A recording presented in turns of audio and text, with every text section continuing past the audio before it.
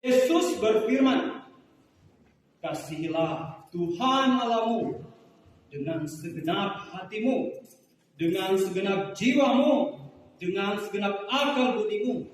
Itulah hukum yang terutama dan yang pertama. Dan hukum yang kedua yang sama dengan itu ialah kasihilah sesamamu seperti dirimu sendiri. Pada kedua hukum inilah tergantung seluruh hukum Taurat dan kitab para nabi.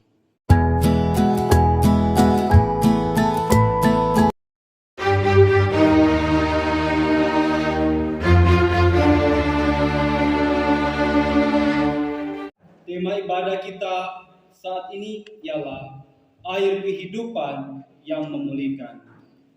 Berhubung dengan tema yang dipilih, saya memilihkan nas pembimbing terdapat dalam Wahyu 21 ayat 6. Firman-Nya lagi kepadaku, "Semuanya telah terjadi.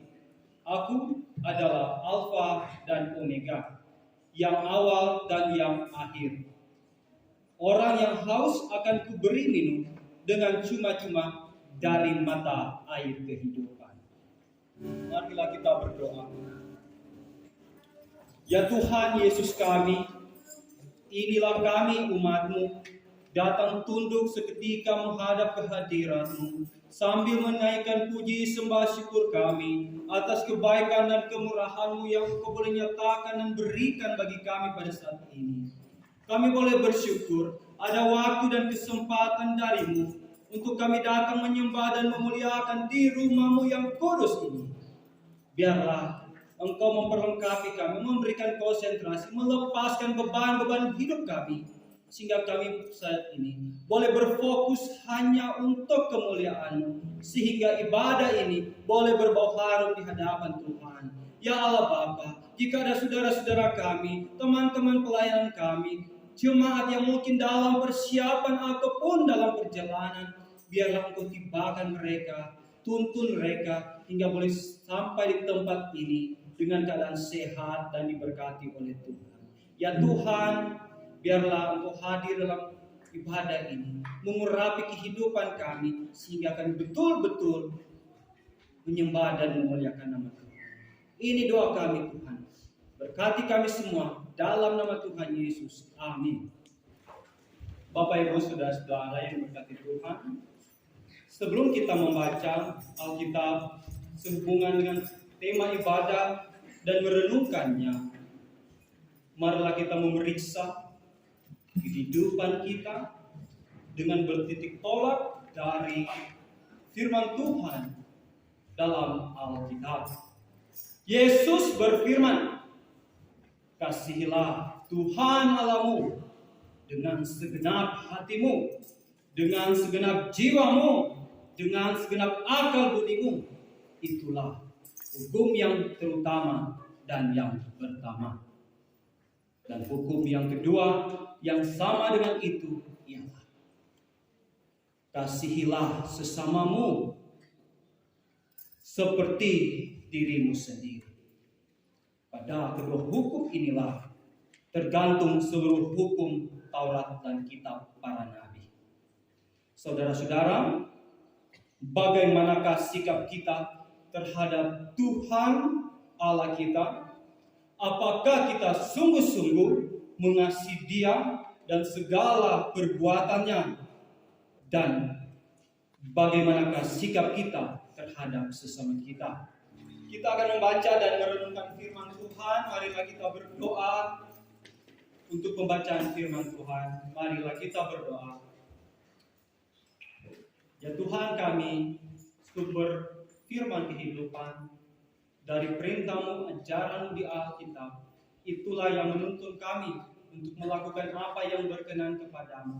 Ini kami Tuhan manusia yang begitu banyak keterbatasan, begitu banyak egoisme, tetapi kami ingin belajar dari firman-Mu.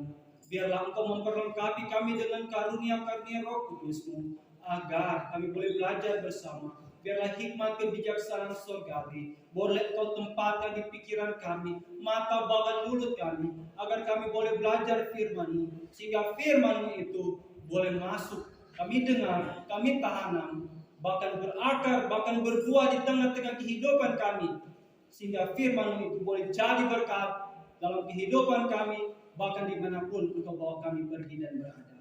Inilah kami Tuhan, jemaat-Mu yang sudah siap mendengarkan firman-Mu. Amin.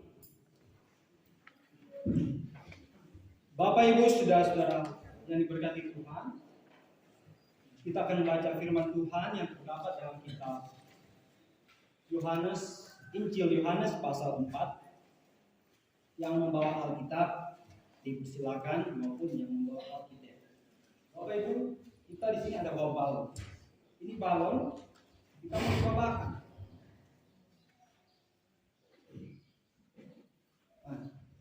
Nah, meletak lurus toh? Kenapa dia tidak lurus? Karena di dalam ada air. Kalau cuma angin, kosong, pasti satu serangan jantung pada meletak, bisa-bisa serangan jantung di sini. Hidup manusia tergantung dengan air. Para ilmuwan, para peneliti berasumsi bahwa tubuh kita 70% lebih adalah air. Air hidup, bukan air cap tikus, nih.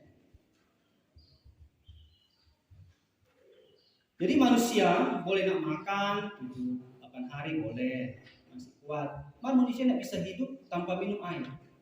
3 hari ya bisa-bisa gitu. Nah, kita pun pada saat ini itu sama. Kita butuh air. Apalagi di Rembuk ini terang bersyukur banyak sekali air. Mulai dari air panas, air dingin, sampai air keras banyak. Sampai air memabukkan ada. Nah, pembacaan kita yang ada di saat ini itu bercerita tentang air, yaitu air kehidupan yang ditawarkan oleh Sang Juru Selamat Yesus Kristus. Suatu ketika Yesus berjalan dari Yudea dan ingin kembali ke Galilea, karena di situ terjadi konflik, karena terjadi begitu ada gesekan-gesekan, karena ada orang-orang yang tidak senang dengan ajaran Tuhan Yesus. Seketika dia balik juga kita dulu ke sana untuk menghindari, karena waktu belum tepat untuk menyerahkan dia. Berjalan kaki, bukan naik Grab, bukan naik auto, mau ke Galilea itu panjang. Hanya dia sampai di satu kota bernama Sikem. Di situ ada sumur, kalau orang bilang sini Parigi, yang diwariskan Yakub kepada Yusuf anaknya. Dia duduk, ini berjalan kaki, orang sini berjalan kaki tengah hari tua, tak suar-suar, masih banyak pohon, apalagi di Israel, padang gurun, siang panas sekali, malam dingin sekali. So ada pernah di Israel? Belum ada, toh? Sama, pendeta lagi belum. Maka kalau aku birman di Israel kok aku ada. Karena ke Israel mau sudah rumah. Kenalan kok tetap sama, so kenal kita kan. Orang Timur pernah anak sekolah minggu di sini. Banyak orang kenal kita sebagai guru di SMA Negeri 1 Rembuk. Guru yang killer. Suka busuk-busuk siswa nakal. Tampak sama gitu, orang satu server. Nah, waktu Yesus berjalan 12, bayangkan jam 12 siang ini dia berjalan kaki, kemudian tiba di situ, so aus kehausan ini, ada Alfamart Indomaret pada saat itu. Hanya dia bertemu situ. Datang ini perempuan Samaria. Ini sebenarnya pembacaan ini mengkritisi orang-orang Yahudi pada saat itu yang tidak bergaul dengan orang Samaria, karena bagi mereka orang Samaria itu najis. Waktu pembuangan di Asyur, orang Samaria tahun 720-an, waktu pembuangan di Asyur, orang Samaria itu bergaul kawin campur dan meninggalkan Tuhan, sedangkan orang Yahudi pembuangan ke Babel, iman mereka masih dipertahankan meskipun ada yang kepala batu. Dan pada saat itu mulai ada jarak yang memisahkan karena mereka kakak adik basudara, apa saudara cucu basudara. Tetapi karena jalan Yahudi yang keras pada saat itu membedakan bahwa orang Yahudi tidak boleh bergaul dengan Samaria yang menyembah berhala.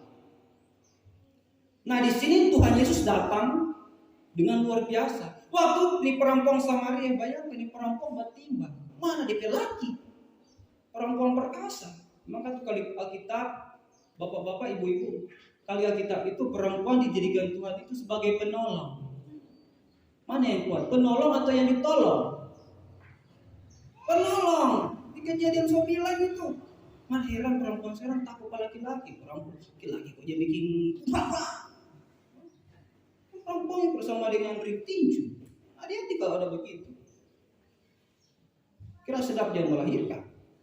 Yang bapak-bapak cuma tahu baking. Tuhan. Setengah mati tuh 9 bulan. Ini perempuan ini bawa tempayan untuk bobat timba air. Tuhan Yesus dengan luar biasanya, dengan kasih karunia-Nya meminta air. Dikasih minta, bolehkah aku minta minum? Ini Tuhan Yesus menabrak tradisi aturan pada saat itu yang kental. Bayangkan Tuhan Yesus, orang Yahudi meminta kepada Samaria itu persoalan kenajisan sebenarnya. Tidak bisa. Tapi Tuhan mendobrak aturan itu. Di sini menggambarkan bahwa karya keselamatan itu universal. Bukan hanya orang Yahudi saja, tetapi bagi kita juga pada saat ini. Perempuan Samaria ini menyampaikan orang berdosa, orang najis, orang dalam keadaan susah. Tuhan tahu kehidupannya. Tuhan tahu apa isi hatinya. Tuhan tanya, panggil anaknya suami datang kemari. Dia bilang, Tuhan, tidak ada yang suami. Kita pilih suami, mantan suami 5. Bayangkan 5. Oh sekarang bukan kita pilih suami, berarti dia nama apa itu? Kumpul sapi. Kebokang. Ini perempuan ini, dia 5 suami. Satu tidak cukup, tambah satu. Nah, dia puas di perempuan ini. Antara sinyal atau begitu, Pak. Maka dia berkata jujur kepada Tuhan. Tuhan, betul katamu. Ini menggambarkan bahwa Tuhan tahu segalanya. Tuhan tahu kedalaman hati manusia. Tidak ada yang tersembunyi. Biar orang mau sembunyi sampai di mana, tetap Tuhan tahu. Orang bikin kejahatan, orang sembunyi, tetap Tuhan tahu. Tutupi itu kejahatan. Nanti Tuhan yang atur segala sesuatu itu. Sebenarnya air ini melambangkan kehidupan. Kalau di perjanjian lama, air menjadi darah, tanda apa? Hukuman. Tetapi Yesus memberikan air tanda keselamatan. Kita ingin mencari air kehidupan. Bagaimana cara datang ibadah, datang dengan firman Tuhan. Jangan cuma datang masuk gereja, bermain HP, game online, foto, update, church. Itu masalah respect ke Tuhan. Penghinaan dalam ibadah. Bukan cari air kehidupan itu. Bapak lupa, hidup kita 60-70 tahun. Kalau nonton film, nonton bola, nonton tinju berjam-jam kita bisa. Kenapa kalau ibadah banyak orang tidak senang? Pendeta bawa 15 menit, saudara orang pantas di jemaat.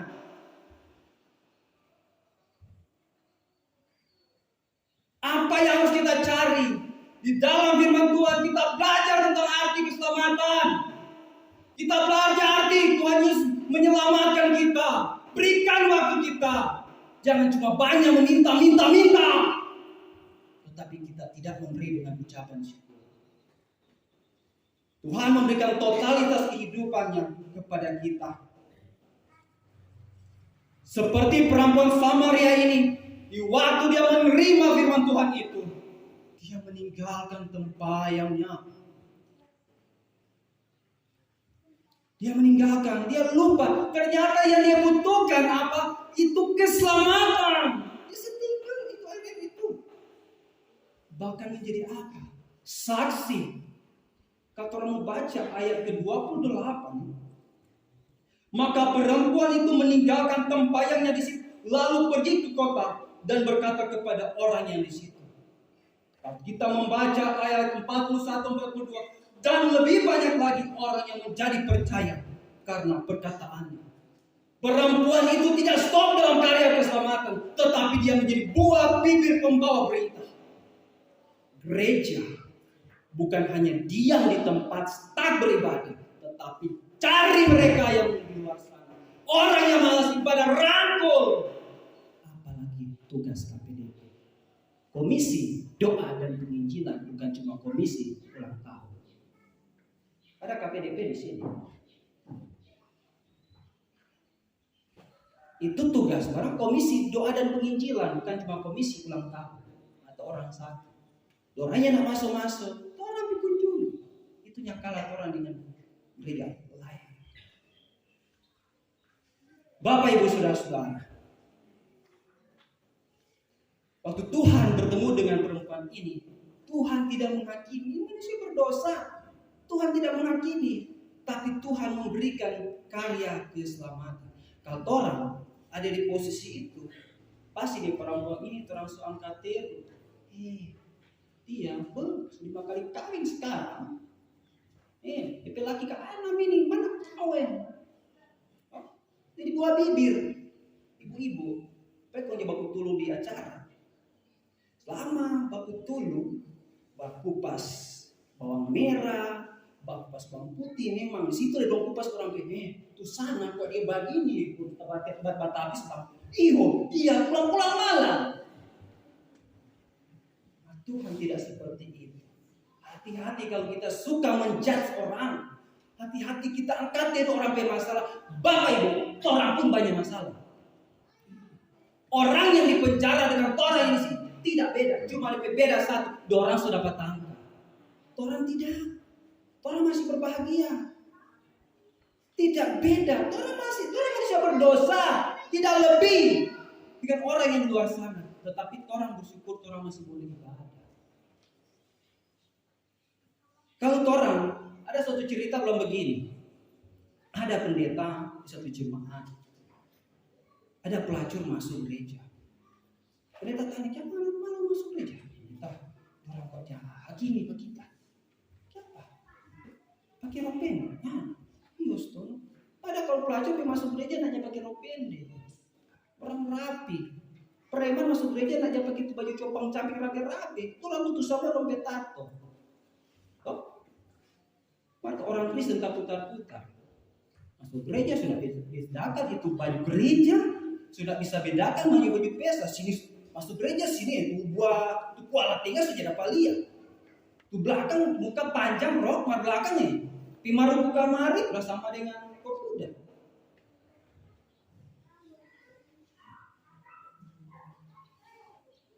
Tidak bisa kita menghukum orang seperti itu. Lihat hati kita, apakah kita betul-betul berbalik kepada Tuhan. Bapak Ibu, setan tidak takut kalau kita datang beribadah. Setan tidak takut. Dia kalau mau cari air kehidupan, setan kasih biar. Setan tahu, ya cuma sekedar masuk gereja, praktek itu firman Tuhan, tidak praktek membagikan air kehidupan. Biar. Pulang rumah masih nonton bokep, pulang rumah masih mabuk-mabukan, pulang rumah masih pukul istri. Percuma, setan tidak takut. Percuma sampai pelayanan 1 kali 24 jam kalau iman kita, kelakuan kita tidak dirubah. Percuma. Percuma hanya dengar firman Tuhan, tetapi tidak dipraktikkan, tidak diaplikasikan. Iblis tidak takut dengan orang-orang seperti itu. Bapak Ibu saudara-saudara, jangan Bapak Ibu berpikir dengan berbuat baik, dengan beramal saleh, dengan membagikan berkat bagi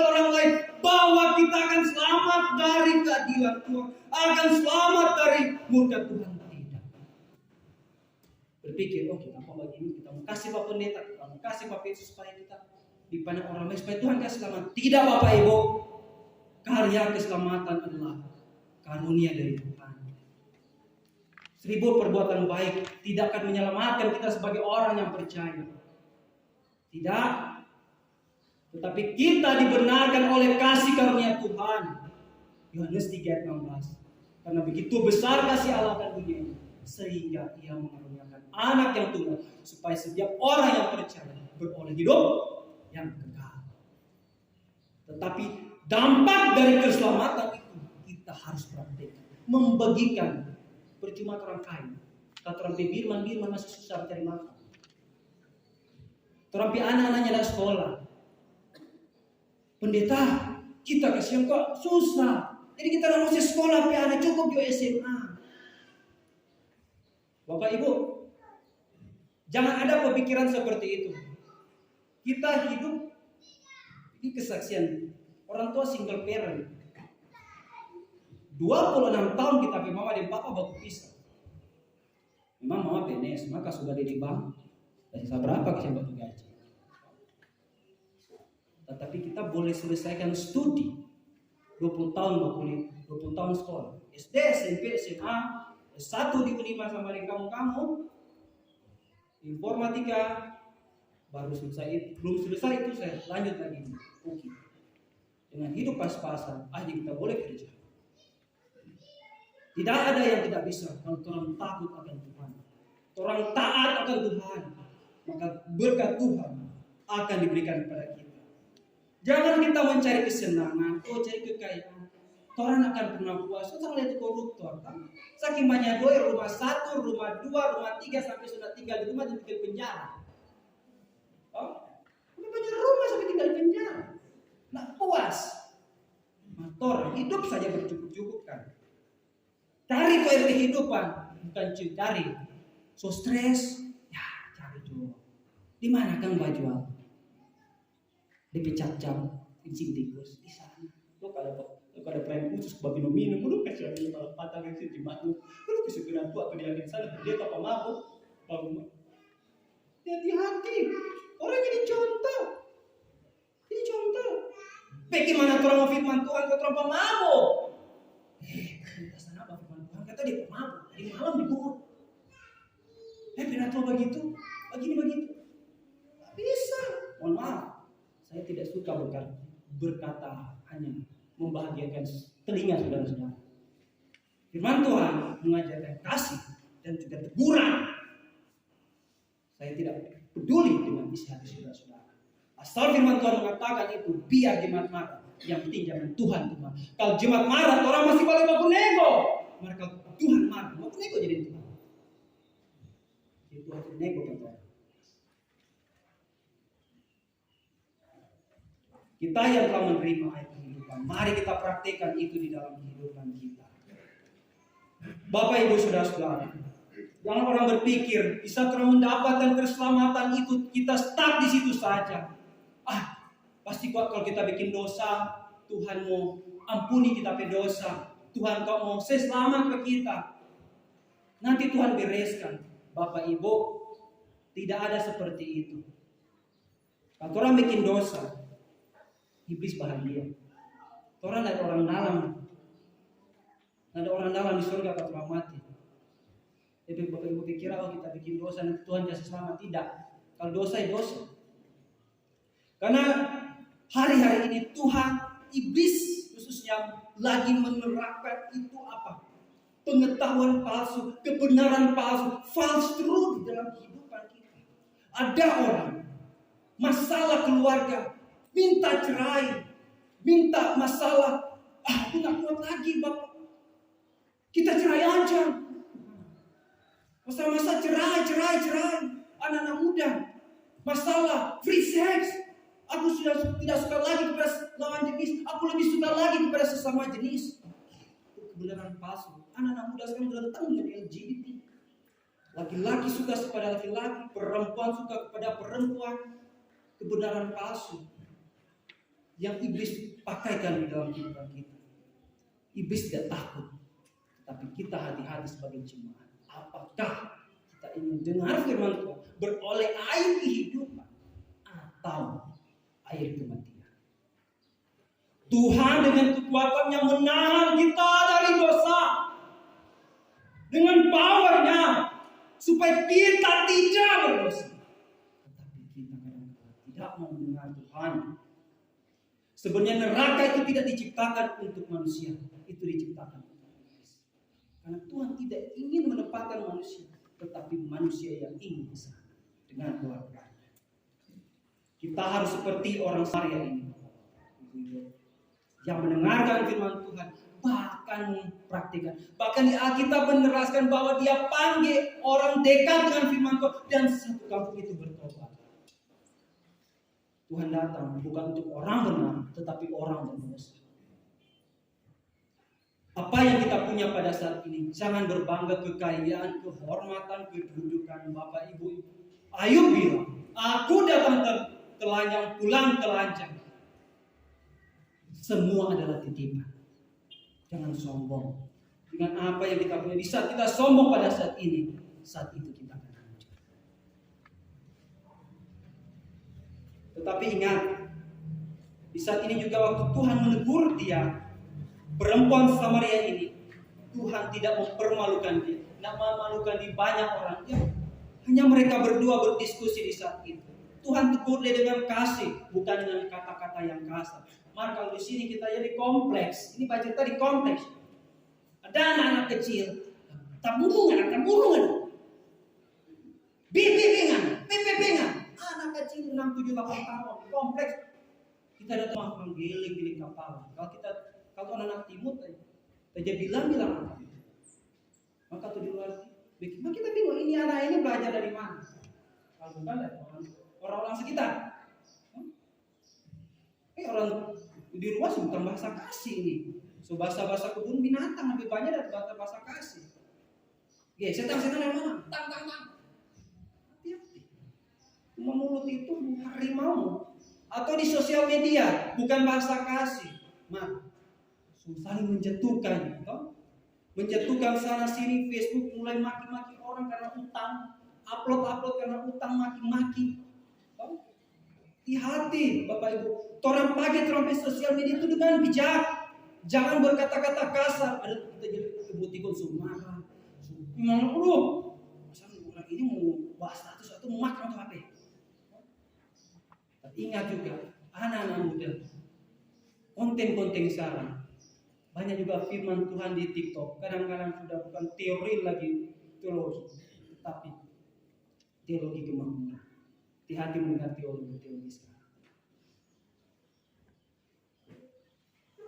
Jangan anak-anak muda, cewek-cewek, saya suka katakan kalau anak-anak muda jangan buka TikTok. Kongso putar tuh lagu, apa teh? Nama gue bento, bawa yang pantat. Itu lagi jual diri. Pemuda remaja begini. Segoyang-goyang. Mohon maaf, ini saya katakan betul. Banyak di TikTok. Betul tak? Ini unik. Ada? Atau sebagai film-film porno.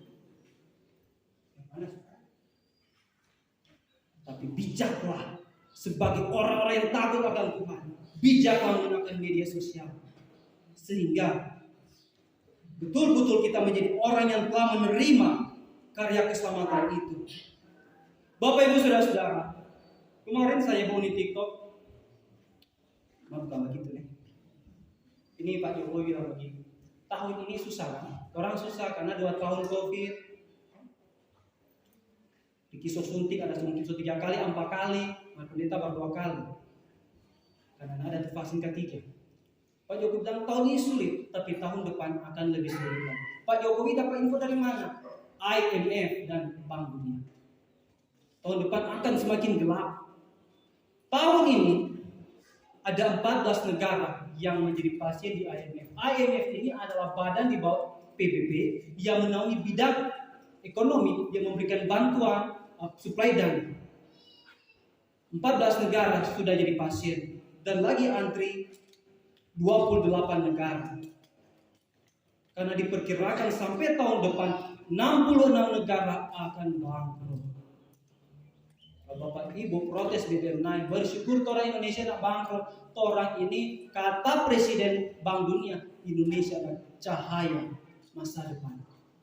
Tetapi apapun konsekuensinya tahun depan, kalau orang taat, orang setia di hadapan Tuhan, maka orang akan tergoncang. Amin. Orang pasti setia, orang pasti diberkati. Anak-anak cucu kita pasti diberkati. Apapun persoalannya. Tetapi ingat, jangan kita lupa untuk berdoa. Kita lupa untuk beribadah. Jangan memasuk gereja. Ada DP istilah nafas nikmat. Tahu tuh nafas nikmat? Natal, Paskah, nikah, baru pas mau mati baru masuk gereja. Nafas nikmat. Datang Pak Pendeta. Pendeta tanya, siapa? Tuhan. Kamu kami gereja. Siapa? Mau jadi pendeta. Sudah saya 9 bulan. Tuhan. Itu kok pergaulannya atau lihat? Atau ditambah tidur semua kincing. Waktu sehat-sehat, jangan gereja. Nggak peduli itu gereja. Waktu sehat-sehat nggak peduli itu gereja. Kesana kemari jam gereja. Malah pernah pendeta mandi di sawah, dia pendeta anak kecil yang 2 tahun setengah itu mandi sawah. Pagi-pagi jam 8 ada tuh bapak-bapak. Bukan anak tuh, ayam. Yang bangkok. Saya mah Tuhan, anak biasa piara ayam. Ada di sini.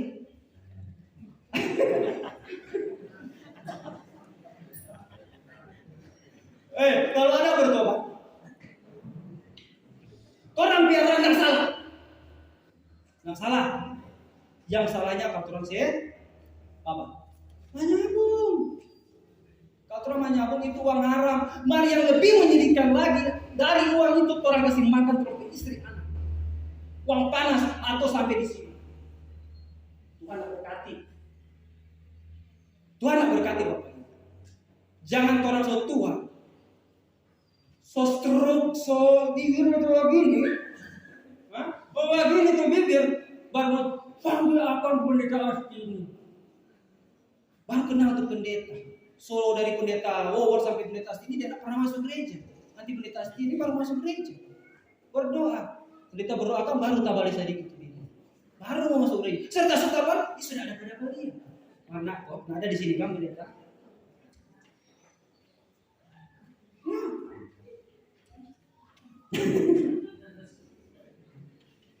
Mohon maaf kita mesti bilang ini. Kenapa Bapak Ibu? Lebih baik orang di sini. Mohon maaf, mungkin saya keras berbilang. Lebih baik orang ditegur dengan firman Tuhan. Di tempat ini ditempa meskipun sakit hati, galau, pedis. Lebih baik ditampar dengan firman Tuhan, jangan ditampar dengan tumor. Pilih firman Tuhan atau tumor, atau stroke, atau kolesterol, atau asam urat.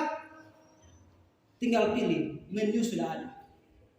Dengan duduk atau ditambah tidur, atau masuk ke rumah sakit ODSK. Pilih. Nah, bapak-bapak, ibu-ibu, saudara-saudara yang dikasihi Tuhan, kita sebagai orang tua, kita diberikan tanggung jawab juga mendidik anak. Mendidik anak di era zaman sekarang itu bukan perkara yang gampang. Banyak anak-anak lebih pintar dari kita sebagai orang tua. Kalau kita tidak memperlengkapi diri, maka kita pun akan hancur. Kasih tahu itu ayat kehidupan kepada anak-anak kita. Bawa mereka di gereja, ajarkan mereka setia untuk beribadah. Mari jangan anak lebih rajin daripada orang tua. Mungkin mau panjang kita buat ini.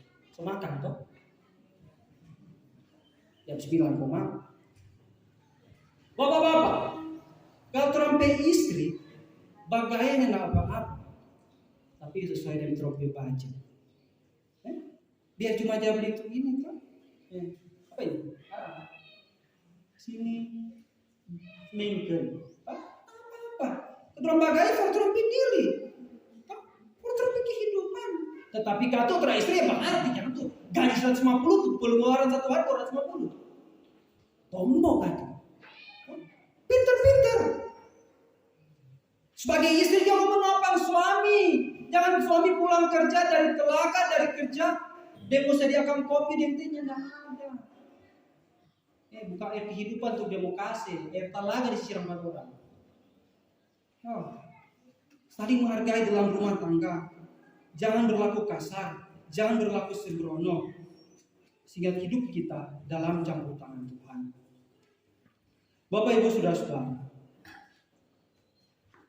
ada orang yang gereja lebih mementingkan hal-hal duniawi, tidak mengatur waktu untuk beribadah. Kalau orang alasan masuk gereja terlambat karena mau masuk, masa ada kemana? Kita kemana marah-marah, tapi mau masa sekarang. Ada tuh masa besok, itu 3 jam pagi itu nampak cukup. Jangan sampai di gereja pun terlambat. Masalah itu yang terjadi pada saat ini. Nah, sebagai remaja, saya ingin mengingatkan, kita sebagai remaja, kita bahagia sekali waktu kita tahu Sion Sedangan ada BNU, bersyukur. Ternyata Sion Sedangan anak-anak mudanya mantap. Ini bagus, generasi gereja. Mari jangan habis nyanyi, kamu nyanyi itu firman-Mu Tuhan. Beningan lagu rohani itu biasamu ancur sampai anak putus sana. Mabur ini. Nah, anak tuh begitu. Di sini sih tidak mabur tuh. Nah, kan? Masuk penjara kamu, papa ke Sumbawa. Kan gitu. Ya, pergaulan dapat merusak Anda. Pelayanan Anda sini juga tidak menjamin Anda diselamatkan. Tetapi kelakuan Anda juga menentukan masa depan Anda. Gerai masa depan Anda. Gapai, jangan bergaul hal yang tidak. Cari poin kehidupan supaya kehidupan Anda benar sebagai pemuda gereja yang menjadi tulang. Karena air ini pendeta dengar di kampung di mana membuat jadi tarkam antar kampung sampai pembacokan pernikahan. Yang pelakunya bukan om-om, bukan anak-anak. Orang tua kita saat ini saya mengatakan, kita didik anak kita. Kalau jam 9 tanya dari mana. Jangan jam 9, jam 10 sedian. Jadi apa-apa di jalan, jadi apa-apa kurang mau dengar kamari. Itu anak sana ada di sana di rumah sakit. Apa? Orang so garis ke kanan. Jangan. Orang tua harus lihat seperti itu. Jangan anak-anak kita ini. Hindari itu pergaulan-pergaulan bebas itu. Karena kalau mabuk, so tidak tahu itu harga diri. Orang pekot dia bilang ke kamar. Bapak Ibu saudara-saudara yang berkati Tuhan. Mungkin saya keras karena melayani Tuhan bukan perkara yang mudah. Kita dibutuhkan satu pengorbanan hidup. Yang pertama, kita harus tanggalkan semua macam keibuisan. Kita melayani Tuhan di tempat, kita harus tanggalkan semua macam keibuisan. Mungkin di rumah kita adalah seorang pemimpin, di tempat kerja kita seorang pemimpin, tetapi di saat ini bukan Anda melayani saya, tetapi kita melayani Tuhan. Amin. Jangan ada seperti saya melayani dia. Tidak. Itu sesat. Setinggi apapun jabatan kita datang di tempat ini. Kita melayani Sang Pencipta. Menyembah dia. Di saat orang sombong dengan apa yang ada pada kita, di saat itu kita jatuh, Bapak Ibu. Sebagai seorang pendeta pun saya harus belajar. Karena firman saya sampaikan itu bukan cuma saudara, tetapi diriku sendiri juga. Bukan cuma Anda, tetapi saya khusus. Saya seorang berdosa di tempat ini.